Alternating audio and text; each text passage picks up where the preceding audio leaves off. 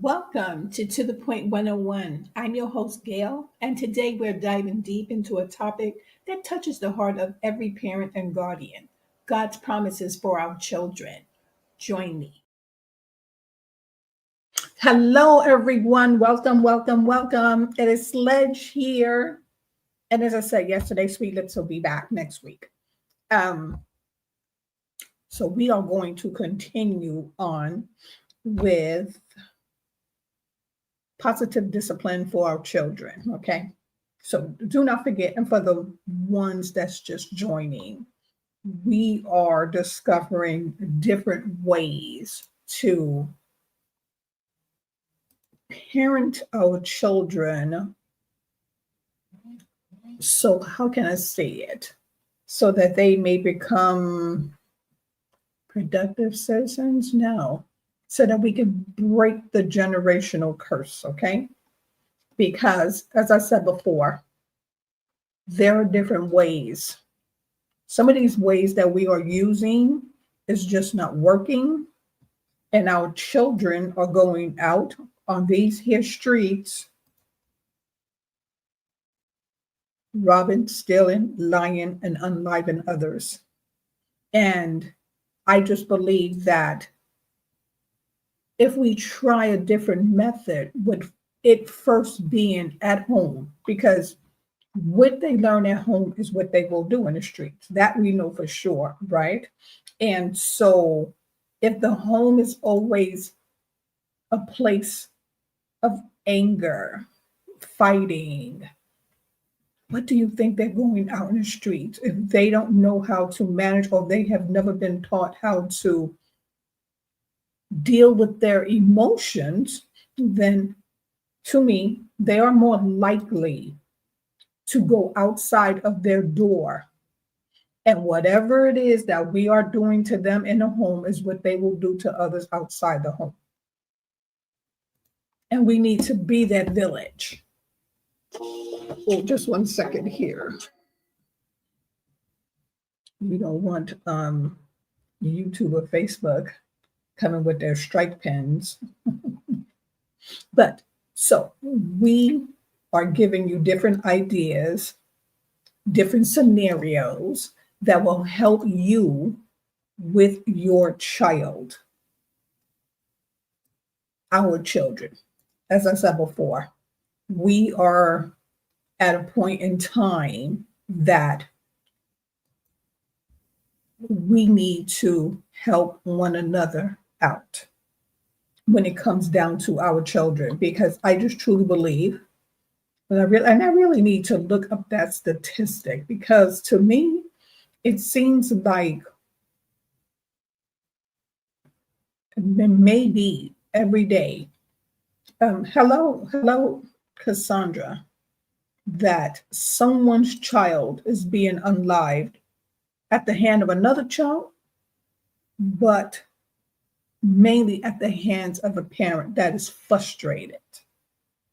And so, we're just giving new ideas, new ways to try. I mean, if the old way is not working and we're trying to go off of how we were raised, but yet we complain every single day, oh, I didn't like when you did this, or I don't like when you yelled at me, or if I said boo too loud, you know what I mean? There was a lot of corporal punishment being used.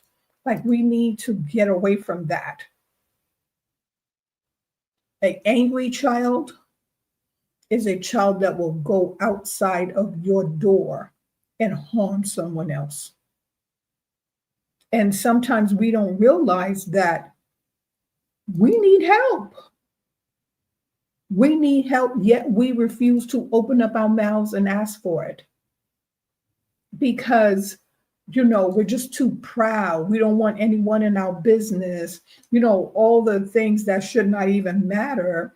But yet it is the child that pays for it in the end.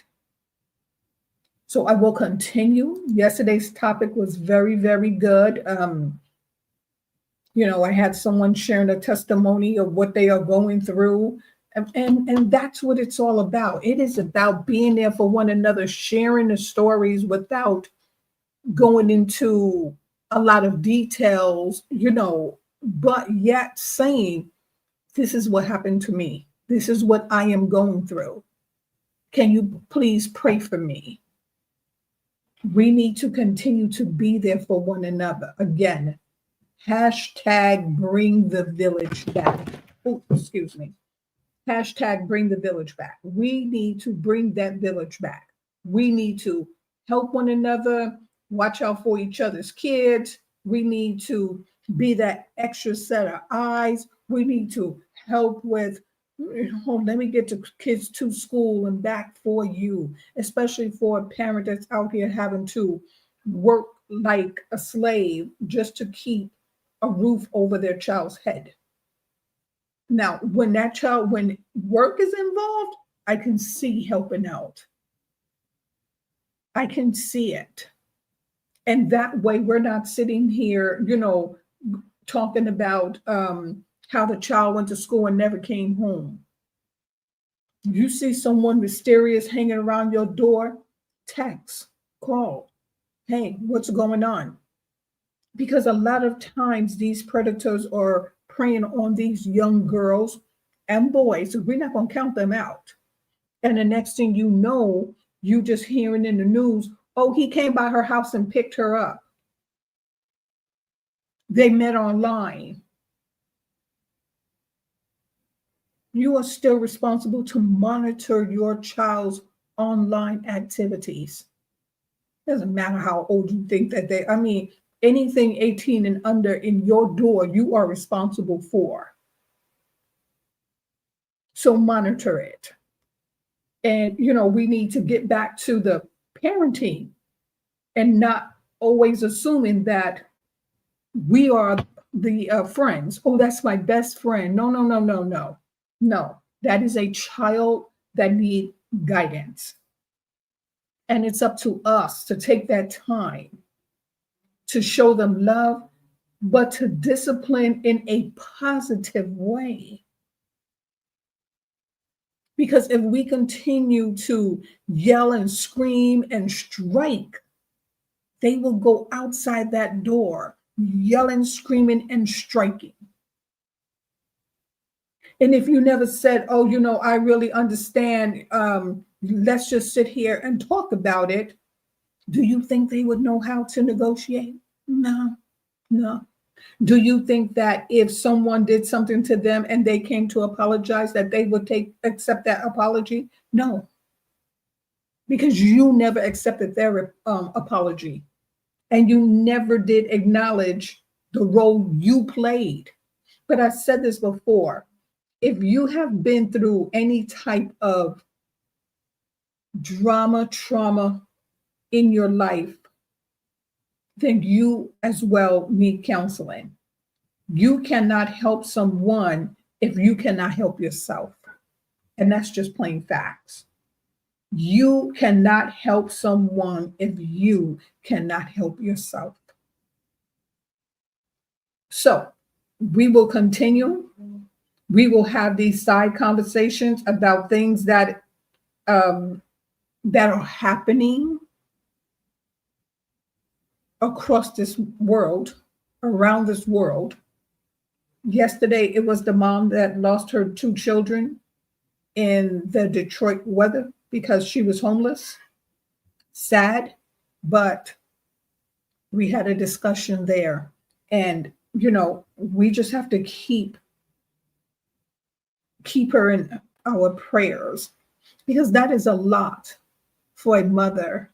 And your oldest was like 17, the younger 2 and 9. So you can imagine the other 3, what they are going through, losing their sibling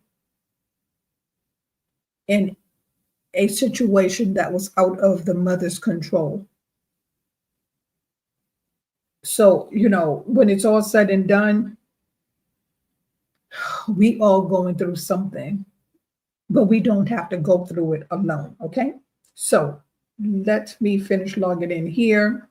And so just remember, when you see old Sweetlets and Sledge, we here for you. We here for you. The auntie and the uncle from the village is here for you.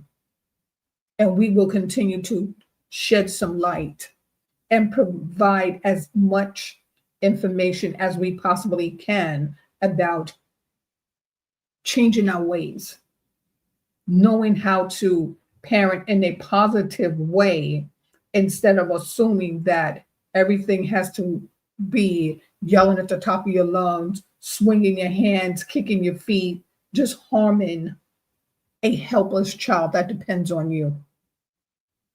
So, with that being said, and thank you for joining me, Cassandra. And how are you this evening? Hello, hello, hello. Greetings. And I'm not in the back of the booth. I'm here and I will be hopefully in conversation a little later. But guys, hold on one second. I think I dropped. Oh, I did. So, as I said before, we are going to start off with something that is important because you know what? This day and time, I want to say there's almost uh, a label for everything. Like every time you turn around, you know, it's they come up with a new how do I say this? You know, there's always something new, like, oh, this one has, we're going to speak on attention deficit disorder, but there's so many disorders, ADD, ADDH, you know, almost ABCDEFG. You know, it just seemed like now there's more labels than ever, but how do we navigate around it? How? And I think the attention deficit disorder is one that is widespread. And it is one that a lot of children are battling. And I want to say a lot of parents are, um, some really, they are embarrassed. Some are embarrassed, but they're frustrated. They're frustrated. The child is frustrated as well. That child is frustrated. Why is that child frustrated? Because a label is being put on them and they're being treated differently. So not only are they being treated differently in the schoolhouse, but they're also being treated differently at home. At home. And a lot of parents refuse to take responsibility and accountability for that condition. So we are going to start with attention deficit disorder. That's where we left off at. That is where we're going to start from. Okay. And do not forget to hit the like, the love. So now a teacher has suggests my child might have attention deficit hyperactivity disorder. She's complaining that he gets up and down from his seat and won't pay attention. I noticed the same problem at home. He has trouble concentrating and finishing his things he starts. The school psychologists say he may need medication, but I hate to give my child drugs. Are there any alternatives? And what we do know today is that is something I tell you that they will just jump out there in a heartbeat. Medication, medication, medication, medication. You know, not to say that the child does not need medication, but I mean, what we all come to know is that when the word medication comes up, it's supposed to help with one thing and you got 99 side effects. And that's just being honest. That's just being to the point. there are a lot of side effects. And sometimes we just don't know. And sometimes we become so frustrated that the first thing we really want to do is just put them on medication because we just think, okay, whether that will slow them down, that will solve the problem. But is it really solving the problem? Is it really solving the problem? So you think that if you don't take the time to research what is going on with your child, that you would rather medicate that child. And like I said, and not to say that medication is a bad thing, but to me, it should be close to the last thing. It should be close to the last thing. Like there should be some type of um I want to say severity to the point that that child is a violent child, always lashing out. And I'm not a doctor, so I can't say. But I have seen children on medication and they walk around like zombies. They are zombies. And some of the parents, they're just thrilled because when it's all said and done, they don't have to deal with it. They don't have to deal with it. So now, understanding your child, yourself, and the situation. This is what I do like about this book, is because it not only focuses on the child, but it focuses on the parent as well, on the role you play in your child's life. So, understanding your child, yourself, and the situation. The conventional thinking about attention deficit hyperactivity disorder is that it is a neurological disability characterized by a developmental inappropriate lack of control in attention activity and impulsive. Hyperactivity, deficit child, Prima published in 1990 for more information on the conventional thinking. Our research has shown that children who show symptoms of ADD or ADHD could have parents who talk too much and follow through too little. Oh, we need to take a look at that. Hear what I just read. Our research has shown that children who show symptoms of ADD or ADHD could have parents who talk too much and follow through too little. It is our hope that anyone who works with children will be very careful about assigning labels. Do some children have a longer attention span than others? Yes. Do some children have more energy than others? Yes. Are some children more extroverted and some are more introverted? Yes. Some children eat too much sugar that can cause psychological changes that create hyperactivity.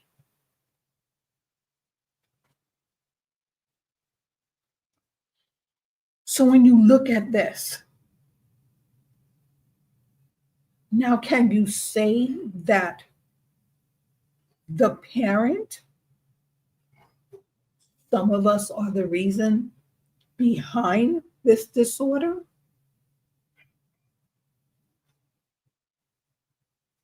Too much sugar?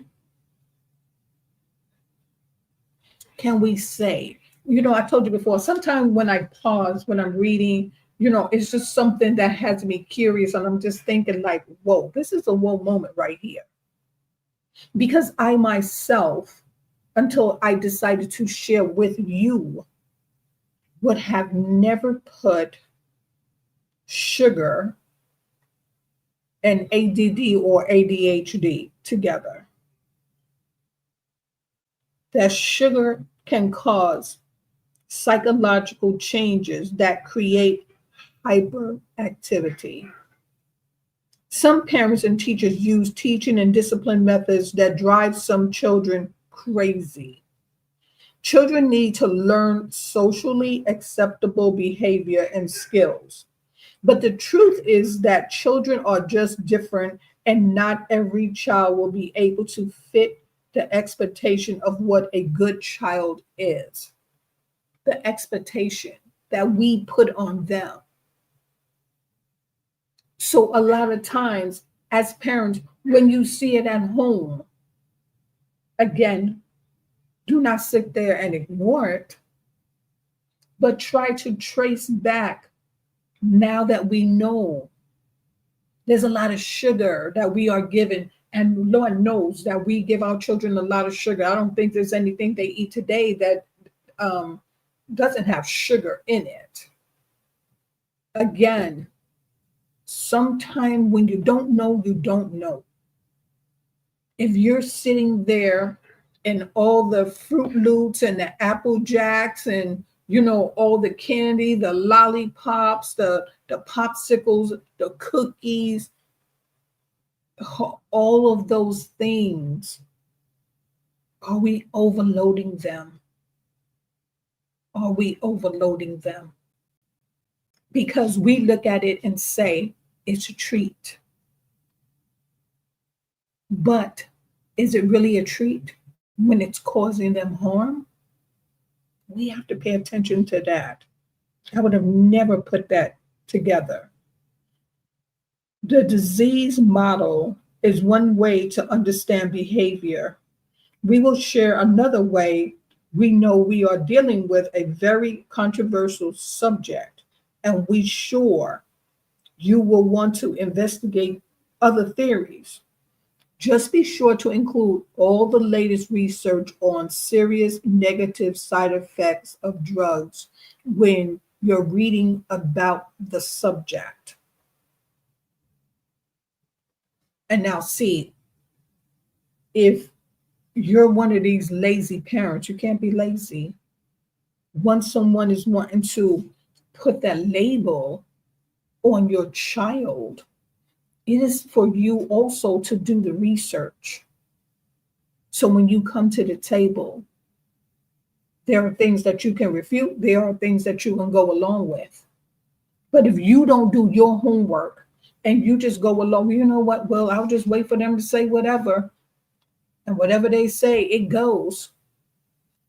You're doing your child a disservice. So, wow. Meanwhile, try some of the following suggestions and watch how much hyperactivity will diminish or be dealt with respectfully, and how you can help children learn skills to handle their short attention spans and other behaviors that can get them into trouble. So that you, the parent, can help your child. So here are some suggestions, okay? Be aware of the term ADD, attention deficit disorder, or ADHD, attention deficit,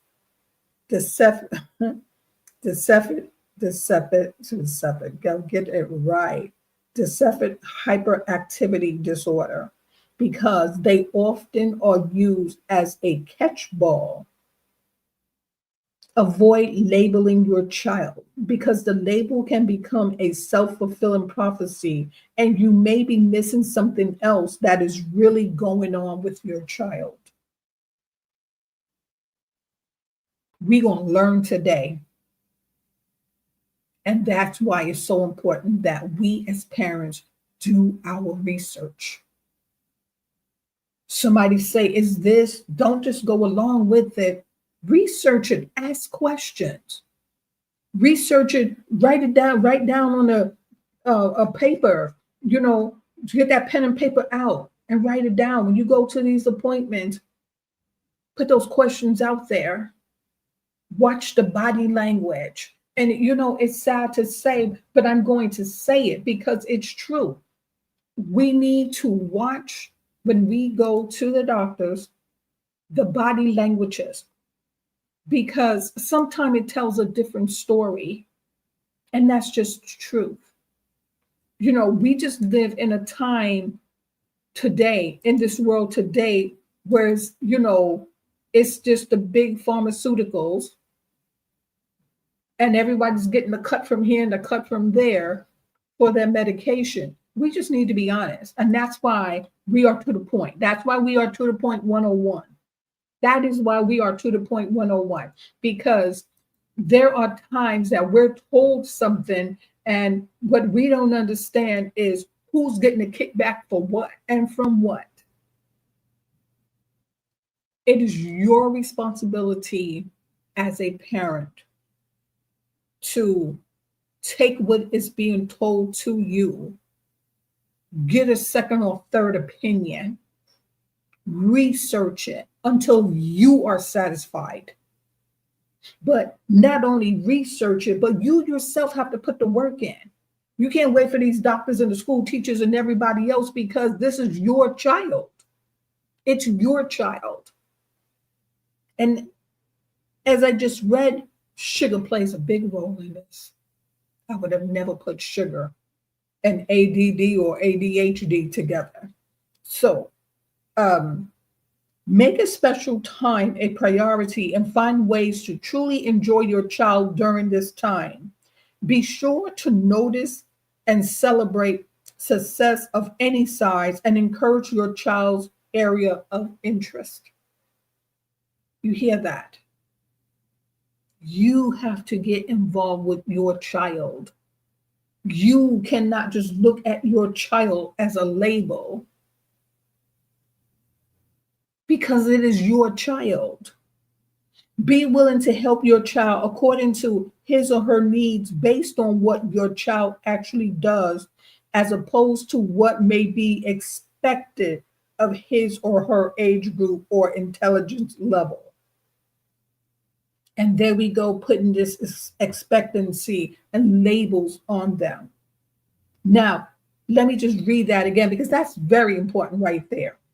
Be willing to help your child according to his or her needs, based on what your child actually does, as opposed to what may be expected. See, sometimes we just put too much on a child. We're expecting too much out of them. And we're expecting it in a certain area, whereas that's not where their excitement is. Like, let me give you an example. Like my nephew,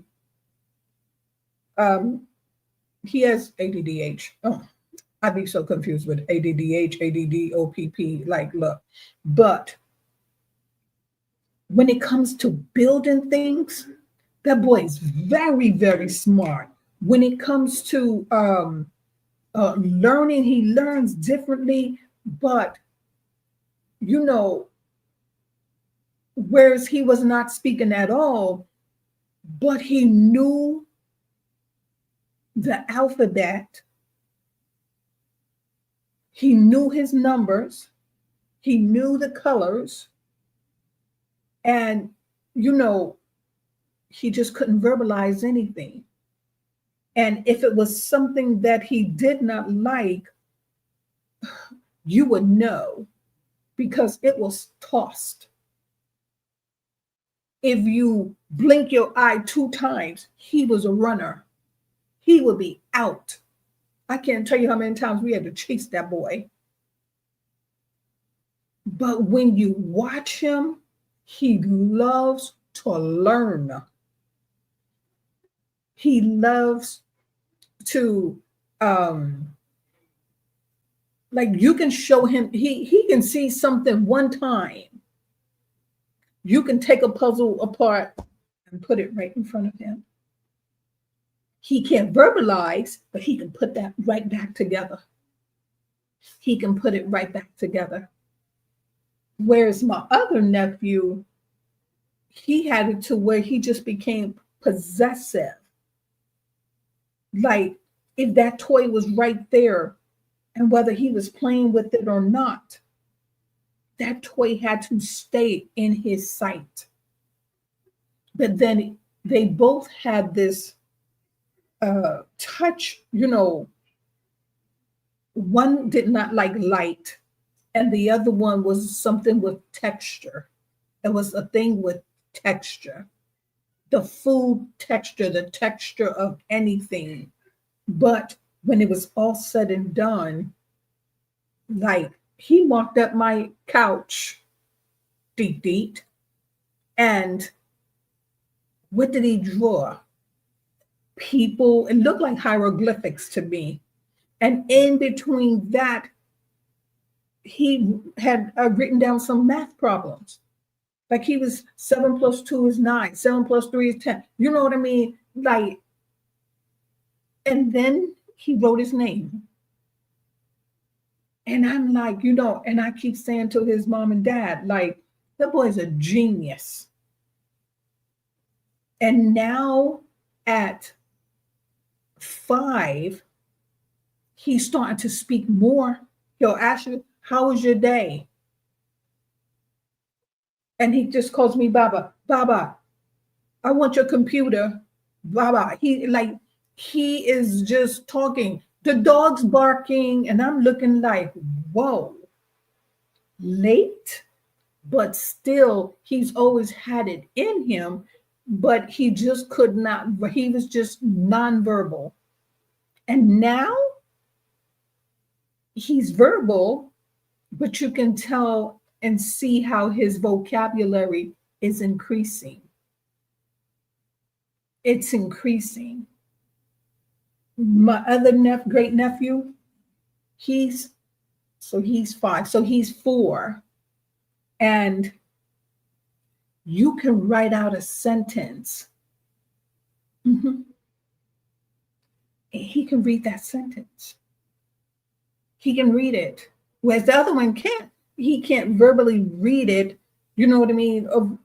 Like his sight words is not there the way the 4-year-old sight words are there. And that is because, you know what I mean? His mom is a school teacher. So, she works with him. She looked for programs. Like medication was the last thing on either one of their minds. But one just had that background in teaching where the other one don't. So it is up to you to, just sit there and, like I said, research it. Don't settle for, oh, there's a problem and, oh, here's some medication. No, we're going to find other ways first. You have to take that step, okay? And not just, oh, the doctor said this and the school said that, and I'm going to wait. No, there's no waiting. You have to put in the work. Because from what I'm reading, a lot of times, this is caused by you. Like I said, I would have never put that sugar plays a role and can be a factor in attention deficit disorder. So that is, to me, is very important to know your child's needs. If your child can't learn to tie a shoe in kindergarten, use Velcro until the fingers are ready, even if it takes longer than everyone else. That makes sense. You just think everybody else is tying their shoe, so you need to learn how to tie your shoe, tie your shoe, tie your shoe, tie your shoe. Or, you're just one that's into all this fashion. No, I'm not going to buy my child Velcro shoes. We have to learn how to accommodate. We have to learn how to accommodate. Now, do not punish your child for not being normal. And like I said, a lot of us need to know that.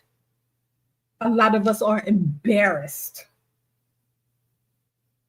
Oh, I just can't believe, he's not up to speed, or, or you out with this here family, or you out with this here friend, and their child's doing this, and this one child is doing that, and yours is not doing it, and you're sitting over there looking like, now, why can't you do this? And stop that. Now, use computers so your child can learn at her own pace and bypass writing difficulties that are common. Some children who struggle with printing and writing by hand, or who agonize over spelling, excel working on a computer. And what I want to say is that a lot of times they still push the paper. Like, you need to write this on paper. You need to write this on paper. You need to write this on paper. And what's coming to my attention now that I'm thinking about it, is that when my nephew, he just seems like when it's time for him to take a math test, it is the worst thing in the world for him. He jumping around, he rolling around, he doing everything to distract himself away from that piece of paper, and him having to take that pencil and write it in. So I'm reading here, use computers. Use computers. I have to make a note of that mentally to bring that to his mom's attention. Would you expect your child to learn to tell time using a sundial before using a watch? We don't think so. Yet you might balk at allowing your child to feel a sense of accomplishment by working with the computer instead of pen or pencil. And why we do that? You know why we do it? Because it's expected of us. That's how we learn. So we just figure, well, that's how they need to learn too. I had to write it down, but then we're reading that it is okay to use a computer. It's less challenging. Eventually, they will learn to use that pen and pencil. But in the beginning, until they get to that point, like, stop putting these expectations on them that they are not ready for. Now, make sure you have the child's complete attention and say things only once. Something I would have never known. Only once. When the child is distracted, use simple and respectful clues like tap on a table, a hand on the shoulder, or a one-word reminder to regain focus. And what I want to say also, it is still about that tone that you use as well. It is your tone. Because I'm telling you, with my titi, if your voice is very harsh, oh, now you have a fight on your hands.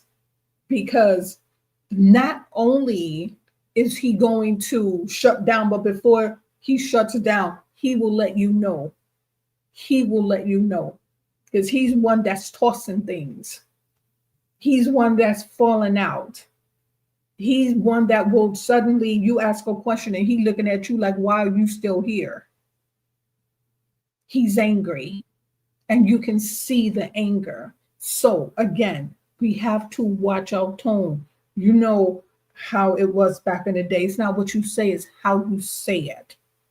And we have to make sure that we realize who it is that we are dealing with and come down to their eye level and just get that tone out so soft that it resonates in their minds like, okay, this is friendly. Get that work done. I'm not playing with you. What are you doing?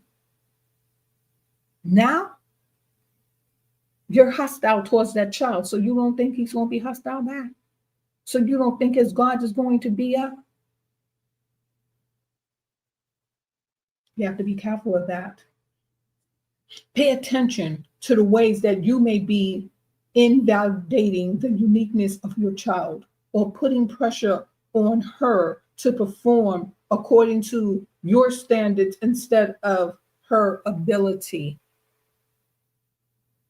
We have to remember that. It is according to their ability, not according to your standards and not according to the standards that you have allowed someone to label your child without all the diagnosis and the prognosis.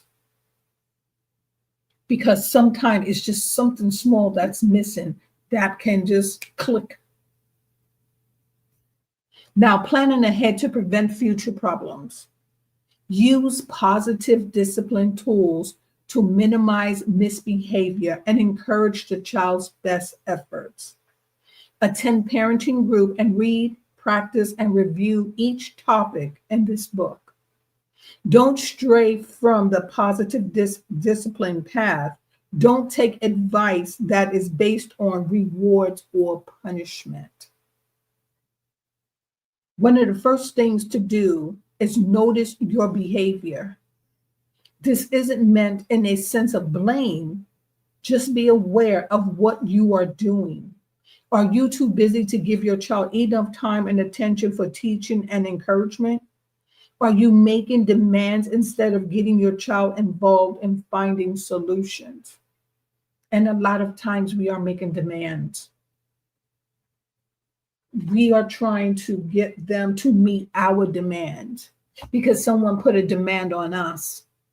Oh, hurry up, I got to get to work. Oh, hurry up, I got to cook this food. Oh, hurry up because I'm tired. Oh, hurry up, so-and-so calling. Oh, hurry up, my phone is ringing. It's not fair to the child. Now, one of the first things to do is notice your behavior. Notice your behavior. This isn't meant in a sense of blame. Just be aware of what you are doing. Are you too busy to give your child enough time and attention and teaching for encouragement? Are you making demands instead of getting your child involved in finding solutions? Do you have too much sugar in the house? Notice how it's coming right back to sugar. Do you have too much sugar in the house? Is your child eating too much fast food? Now we on fast food. So the thing that we were looking at saying, today I'm not going to cook. I'm going to, stop by McDonald's. We're going to get some Taco Bell tonight. But look at this question. Are you giving them too much sugar or fast food? Do you talk too much and act too little? Does your child feel conditionally loved instead of appreciated for her strength and uniqueness? If you notice these behaviors, you can choose to change them. When you do, you'll see big results in your child's behavior. See how it comes right back to us. It comes right back to us. Now, use the mistaken goal information to understand the mistaken belief behind misbehavior and ways to encourage children so they don't need to misbehave. To help children manage their attention span and behavior, provide extra structure for time and space. Use simple and consistent routines and create with your child. Help your child learn how to organize a place for everything close to where items are needed. Have an area near the door or things that come and go, such as shoes, coats, backpack, lunches. Help children use binder lists and notes to keep information organized. Teach about time management with calendar, clocks, and timers. And a lot of us do not have the patience to do half of this. No, we just look at it like, I'm going to design my house the way I want because it is mine. I don't have time to make a clock. I don't have time for this, and I don't have time for that. But you know what? And a lot of times, in a lot of instances, we really don't. But we have to learn how to accommodate our child. We have to learn how to accommodate them that have special needs. Observe your children at play to see how they prefer learning. Are they physically active? Do they prefer touch? Do they learn in short attention bursts? Use that information to create activities that emphasize your child's strength or preferences. Use those activities. That does not mean that you just assume that you send your child to the schoolhouse and then it stops there. No. You cannot just rely on a teacher to help your child overcome their problems, because it is your responsibility, because it is your child. Build your child's ability to concentrate by getting them into some kind of physical training that requires concentration. Remember sequences of moves and physical and mental discipline. It may be even better to do these activities with them. Again, you as the parent, do it with them. Stop depending on these teachers to raise your children. Stop assuming because you sent them to school for 3 or 4 hours that it stops right there. Like whatever the teacher is doing, follow through at home. Follow through at home. Now, suggestions include aerobics, dance, martial arts, and sports. Help your child find activities he or she enjoys and can do well. This is the 7th one. Help your child learn strategies to keep herself on track. Encourage her to use resources at school and in the community like tutors and study halls.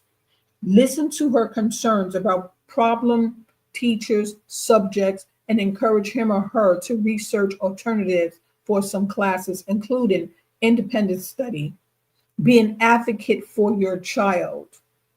You be the advocate for your child. It's your job. It is your duty. It is your responsibility. Why? Because it is your child. And we have more, to me, we have more resources now than we have ever had. We have more resources now. But if you don't look into them, you would never know that they are available. It is up to you to find them. It's your job, the parent. Yeah, you can have someone give you a little information here and there, but it is your job to accommodate your child. So we need to remember that. Now, get your children involved in deciding what they should do at school when problems occur. Call a parent-teacher child meeting to work together on non-punitive solutions.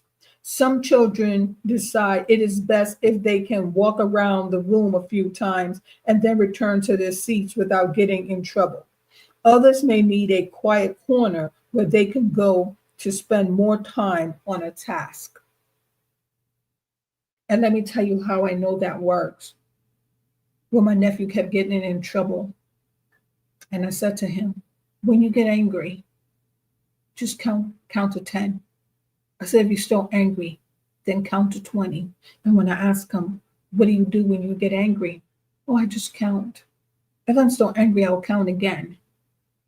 Like, you have to help them find ways. Because if it's too harsh, then either they become angrier or they shut down.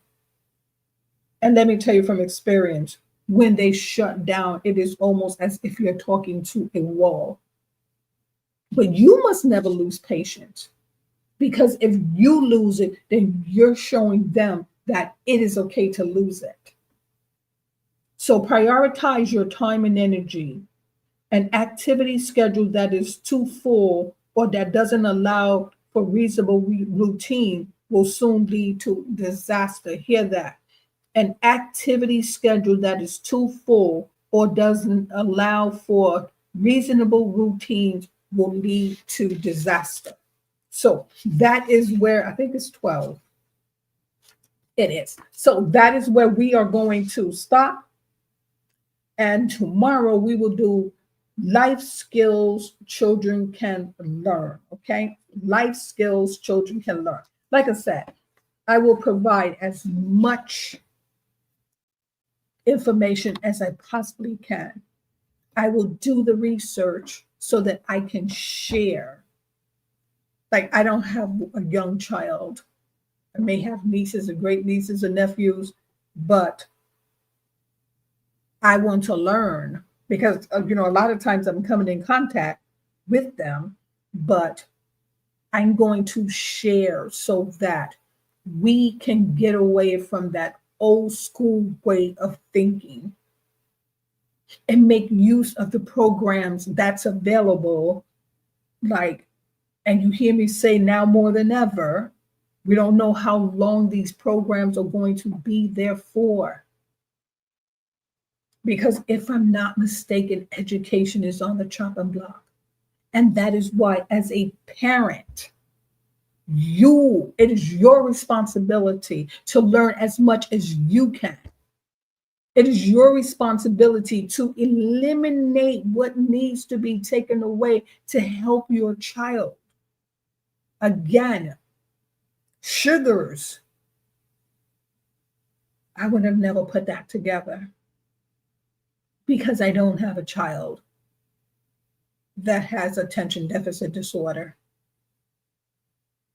I may have relatives, but then sugar, that is something that is on my mind now, and that I am going to really have conversations because, like I said, sugars, ooh, that's a big one for me. That is a big one for me. And so when my son used to complain, I'd be looking at him like, leave me alone, leave the boy alone, leave. And now I am reading. This is how we learn, by sharing with one another. Doesn't matter whether I have a child that, have this here issue. Does not matter. It may not matter because you may not have one either, but you may know of one. And if you're going to be the village, take it all in, because you may have to go to a parent and, hey, look, why don't you try taking this away? Offer some suggestions in a loving way to where the parent will relate to you and say, oh, you know what? Okay, let me just try this. Let me just eliminate this. Let me just take away the sugars. Let me take away the candies. Let me take away the cereals and see if there's anything different, is the results any different. But again, I will find whatever I can to give any information that I can when it comes down to positive discipline, finding another way, breaking that generational curse. Doesn't matter what your parents did to you. If you complain about it, that meant it was not working. And then for you to do it to yours, that is not fair. But you, as the parent, owe it to your child. Because as I said before, no child is asked to be brought into this world. That was a decision that two people or one person made. And we know that we have to work almost 3 jobs to make it. But we also owe it to our children. We owe it. And if you know that a parent, single, even it could be a 2-parent household to me, because everybody is going through it. But if you know and you have some type of information, share it. Don't just talk about, that child bad. Oh, he or she is always having a hard time with that child. No, share this information. Don't keep it here, because I'm not keeping it to myself.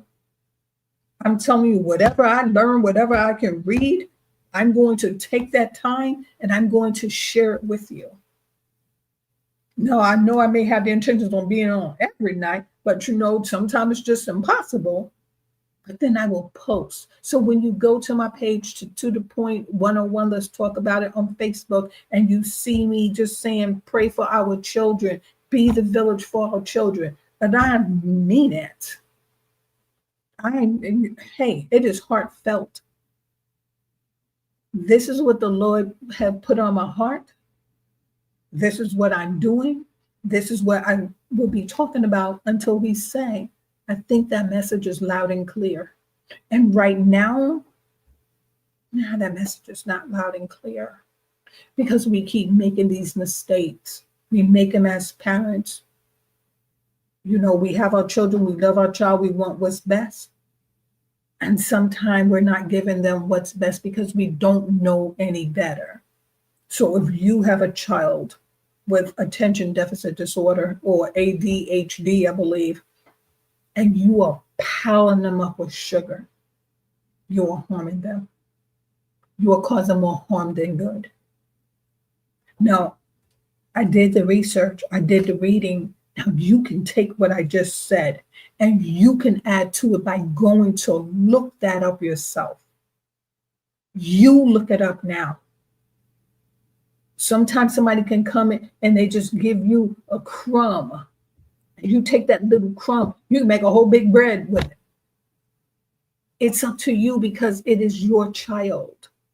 So thank you for allowing me to share these readings, just share different perspectives on how can we get our children to a place that when they leave outside our doors, that they are not angry. They're not ready to strike. They don't know what patience is. They don't know what love is. They don't know what forgiveness is because we never taught it.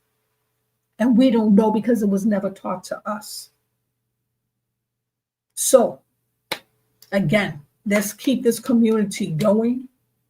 Let's be there for one another. If you know someone that is suffering, that's going through a hard time, and you have a little bit more, please take that over. Whether it's food, whether it's clothing, whether it's a blanket. If you have, and you know that this person's light is about to get cut off, well, sometimes you don't even have to put the money in the hand because depending on what's going on, you know what I mean? You can get a little money order. You write a little check to the electric company.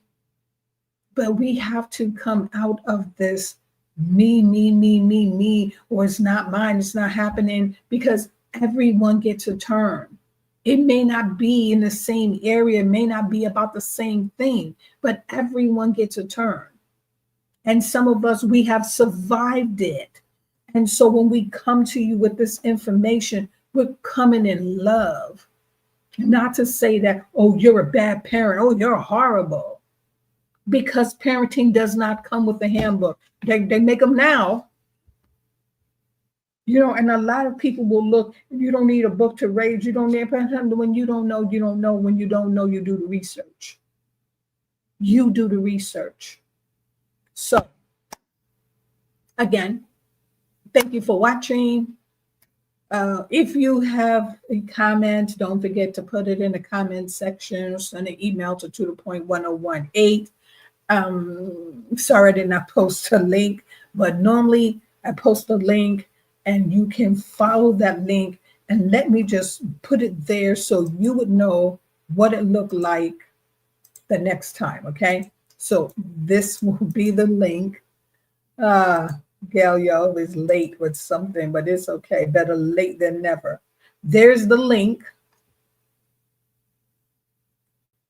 And then there's also the WhatsApp number that you can call in. Or, like I said, when I'm live on my cell phone, then you just hit the 2-person button on the Facebook page. And then that way you can join the live. So, again, Sweet Lips will be back next week. It is Sledge. Thank you for allowing me to share. Hopefully you are getting something out of these readings. And like I said, feel free to come live, join. Do not forget to subscribe to the channel so that whenever I come live, you will get the notification.